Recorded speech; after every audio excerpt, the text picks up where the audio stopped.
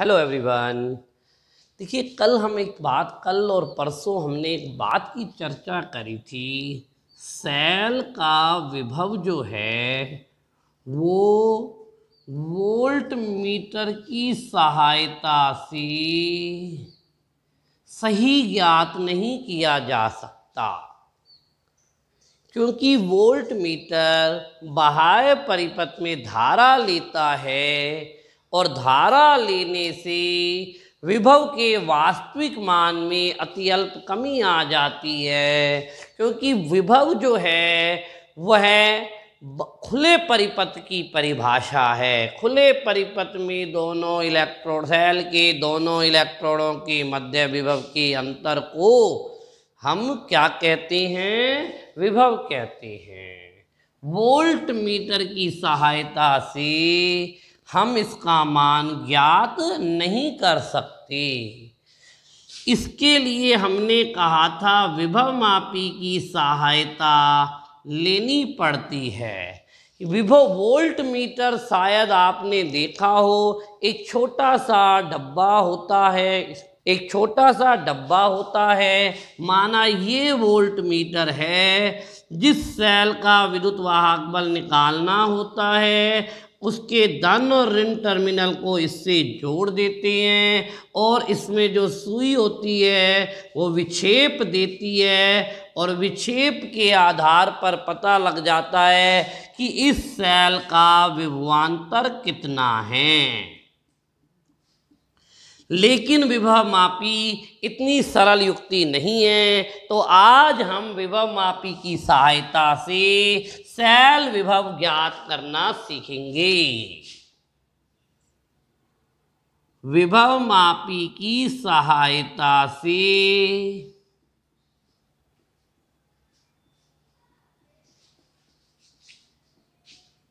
Cell का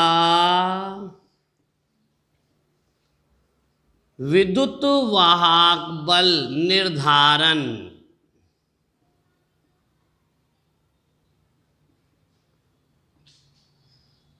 विभव मापी एक लकड़ी का फट्टा होता है जिसमें 10 मीटर लंबी तार ऐसे मोड़ मोड़ कर लगी हुई होती है। उसके जैसे माना ये लकड़ी का फट्टा है, 1 मीटर का फट्टा है तो 1 मीटर 2 मीटर 3 मीटर 4 मीटर 5 ऐसे 9 बार मोड़ के 10 मीटर तार लगी होती है। इसके इस सिरे को ए और इस सिरे को बी कहते हैं। तो अपन यहाँ विभव मापी को इस ए बी द्वारा दर्शा रहे हैं। इसके प्राइमरी परिपथ में एक सेल लगाते हैं, बैटरी, एक कुंजी लगाते हैं,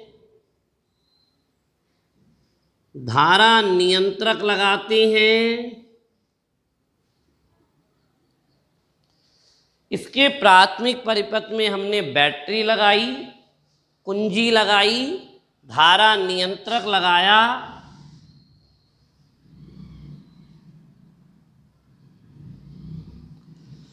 इस बैटरी को जरूरी नहीं है हम बी नाम दें, कोई और नाम भी दे सकते हैं, ठीक है ना, कुछ भी कह सकते हैं।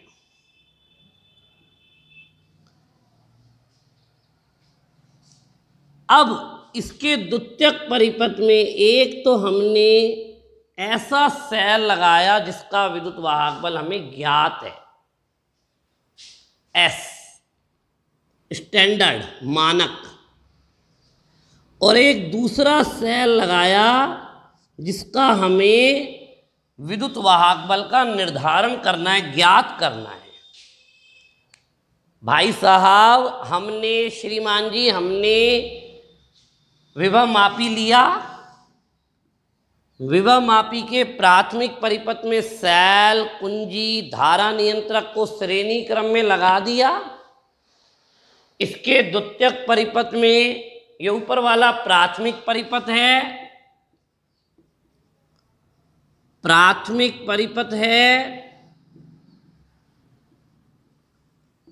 और नीचे वाला द्वितीयक परिपथ है।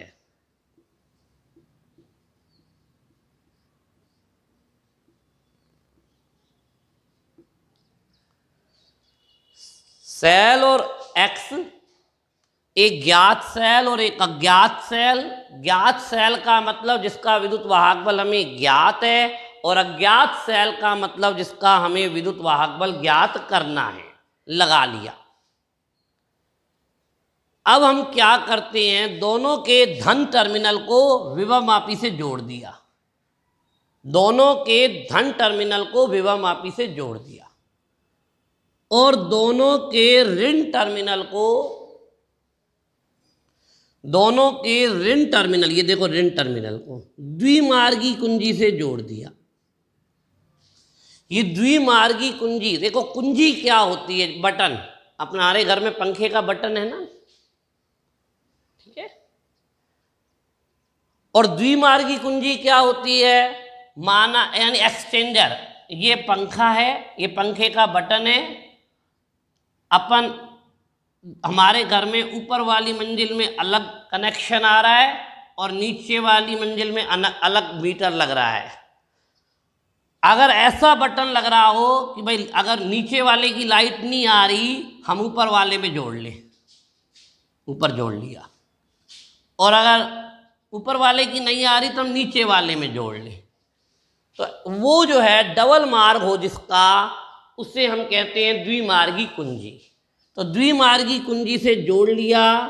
द्विमार्गी कुंजी को 1 2 3 से संकेत देते हैं, एक्स वाई जेड से भी दे सकते हैं। इसके दूसरे सिरे पर एक गैल्वेनोमीटर लगाते हैं, जी यानी धारा मापी,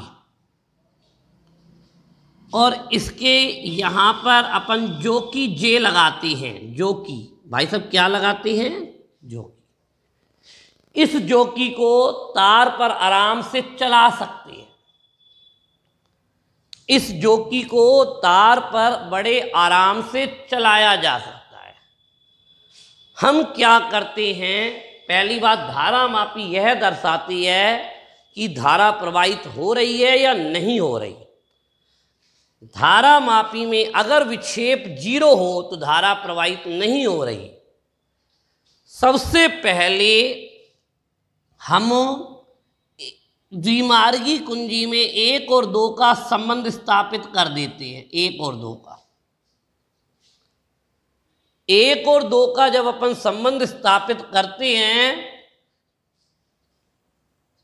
तो धारा मापी में विक्षेप आने लगता है। अब इस जोकी जे को तार पर चलाते हैं AB पर, और वह स्थिति ढूंढते हैं जहां विक्षेप नहीं आ रहा। माना उस समय यहां A से दूरी L1 है, तो प्राथमिक सेल का विद्युत वाहक, इस मानक सेल का विद्युत वाहक बल जो है वो XL1 हो जाएगा। X यहाँ ये वाला X नहीं है, X यहाँ विभव प्रवणता है। ये पूरा टॉपिक फिजिक्स में ज़्यादा बेहतरीन तरीके से है, बहुत बेहतर। वहाँ पर हम तो यहाँ एक टॉपिक की चर्चा कर रहे हैं, वहाँ 5 टॉपिकों की चर्चा है। दोबारा सुनिए, हमने सबसे पहले विभव मापी के प्राथमिक परिपथ में बैटरी, कुंजी, धारा नियंत्रक लगा दिए। इसके द्वितीयक परिपथ में एक मानक सेल और एक अज्ञात सेल लगा दिया। 1 2 3 इसके 3 सिरे हैं। पहले 1 और 2 के मध्य संबंध स्थापित किया और जो कि जे को तार पर चलाया, ES बराबर XL1। दूसरे सिरे पर भी हमने ऐसा ही किया। अब 1 और 2 के बीच में संबंध हटाकर 2 और 3 के मध्य संबंध लगा दिया। और अब इस सेल के लिए हमने क्या करा, इस सेल के लिए संतुलित लंबाई L2 ज्ञात कर ली, EX बराबर XL2। समीकरण 1, समीकरण 2, चाहे तो समीकरण 1 में 2 का भाग दे लो, चाहे 2 में 1 का दे लो। अपन 2 में 1 का दे रहे हैं। EX हमें ज्ञात करना है और ES हमें पता है। XL2 से X से X कट गया, L2 बट्टा L1। तो यहाँ पर EX बराबर क्या आ जाएगा, ES इंटू L2/L1। ये L1 क्या है? जब पहले सेल को चालू किया था तो जो संतुलित लंबाई आई, संतुलित लंबाई का मतलब यहां पर धारामापी में विक्षेप कब शून्य आया, और L2 क्या है? जब इसके लिए संतुलित लंबाई। तो ये हमारे पास भाई साहब क्या आ गया? इस तरह से हम अज्ञात सेल का विद्युत वाहक बल ज्ञात कर लेते हैं। अज्ञात सेल का विद्युत वाहक बल ज्ञात कर लेते हैं। टॉपिक क्या था? विभवमापी की सहायता से सेल के विद्युत वाहक बल का निर्धारण। ऐसा करने के लिए हम विभवमापी में प्राथमिक परिपथ में बैटरी कुंजी और धारा नियंत्रक लगाते हैं, द्वितीयक परिपथ में एक वह सेल लगाते हैं जिसका विद्युत वाहक बल ज्ञात है और एक वह सेल लगाते हैं जिसका विद्युत वाहक बल ज्ञात करना है।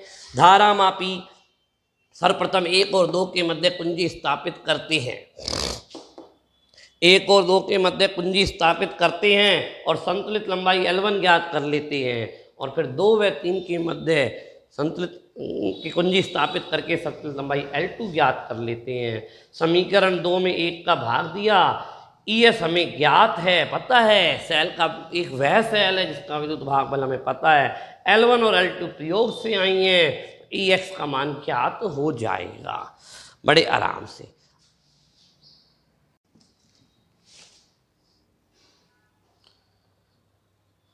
अब हम आपको पढ़ा रहे हैं विद्युत रासायनिक सेल की कमियां। जो हमने ये विद्युत रासायनिक सेल यूज करे थे, इसकी कमियों के बारे में बात करते हैं। पहला, देखिए, जब विद्युत रासायनिक सेल बाह्य परिपथ में धारा प्रवाहित होती है तो आपको पता है इलेक्ट्रोडों पर कोई ना कोई पदार्थ मुक्त होता होगा। तो इलेक्ट्रोडों के निकट क्षेत्र में सांद्रता परिवर्तित होने से सेल स्थिर विभव नहीं दे पाता। इसकी यानी विद्युत वाहक बल का मान समय के साथ धीरे धीरे बदलता है। जैसे अभी हमने विभवमापी में देखा कि पहले जब अपन चेक कर रहे थे तो थोड़ी थोड़ी धारा प्रवाहित हुई थी, फिर हमने वह स्थिति निकाली जहां धारा प्रवाहित नहीं हो रही, गैल्वेनोमीटर पे विक्षेप आ रहा, तो थोड़ी थोड़ी जो धारा प्रवाहित हुई उससे सेल के इलेक्ट्रोडों के निकट के क्षेत्र में सांद्रता में परिवर्तन हुआ और सेल का विभव बदल गया, यानी सही आंसर नहीं आया। ये सेल अनुत्क्रमणीय प्रकृति के होते हैं, दोबारा चार्ज नहीं किए जा सकते। इन सेलों का ताप गुणांक मान अधिक होता है, यानी हीट देते हैं, ऊष्मा का क्षय हो जाता है। इसके लिए मानक वेस्टर्न सेल का निर्माण किया गया। मानक वेस्टर्न सेल जो है स्थिर विभव देते हैं, पुनरुत्पादनीय विद्युत वाहक बल देते हैं, उत्क्रमणीय होते हैं, ताप गुणांक बहुत कम होता है। यानी जो कमियां उसमें थी वह कमियां अब इसमें नहीं रहेंगी। कल हम आपको इस मानक वेस्टर्न सेल के बारे में बनावट पढ़ाएंगे, उसकी क्रिया विधि पढ़ाएंगे, उसकी ऊर्जा पढ़ाएंगे, उसकी अभिक्रिया पढ़ाएंगे, ठीक है। और मुक्त ऊर्जा तथा विद्युत वाहक बल में संबंध का टॉपिक पढ़ाएंगे।